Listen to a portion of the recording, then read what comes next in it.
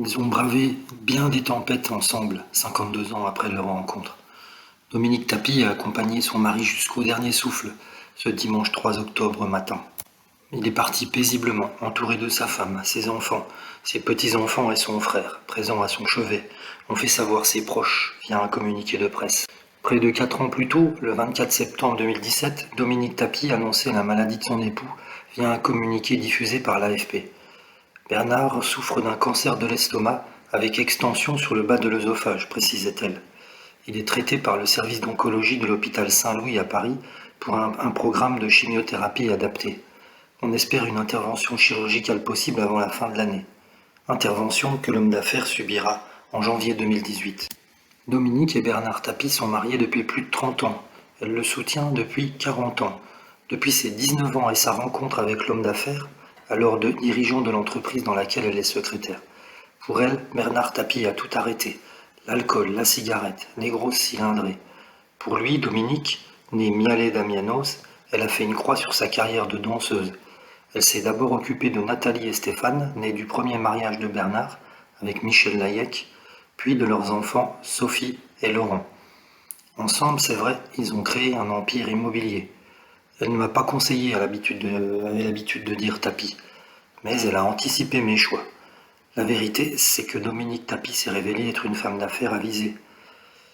Dans une enquête de l'Obs publiée en novembre 2014, on apprend qu'elle possède notamment, via 3 SCI, 2 demeures à Neuilly-sur-Seine, un appartement de 213 mètres carrés dans lequel vit sa fille Sophie, et un hôtel particulier situé près du bois de Boulogne.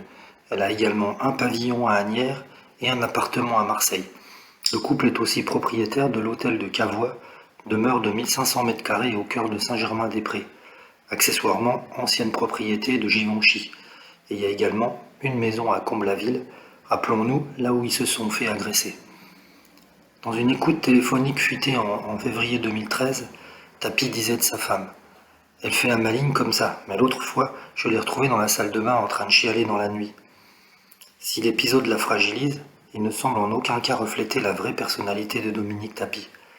C'est le pilier de la famille, comme elle se définit dans sa toute première interview en 2013. J'ai appris toute petite, j'avais 5 ans, à gérer mes émotions, à dissimuler mes souffrances et à ne rien laisser paraître. Cette carapace d'enfance, je l'ai gardée.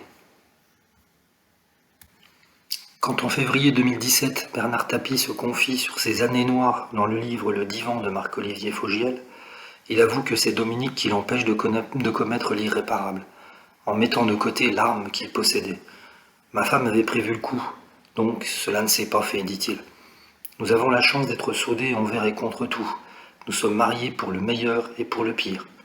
Et le pire, pour elle, a peut-être été l'affaire du Crédit Lyonnais, le dossier qui empoisonne leur vie depuis plus de 20 ans. Celui qui nous a mis dehors a saisi notre maison, confisqué nos meubles, qui nous a traînés dans la boue en disant que nous étions des escrocs et même récemment des gangsters. Aujourd'hui, Dominique se retrouve seule à la tête du clan. Bernard est parti, à elle de tenir les rênes de la famille et des affaires.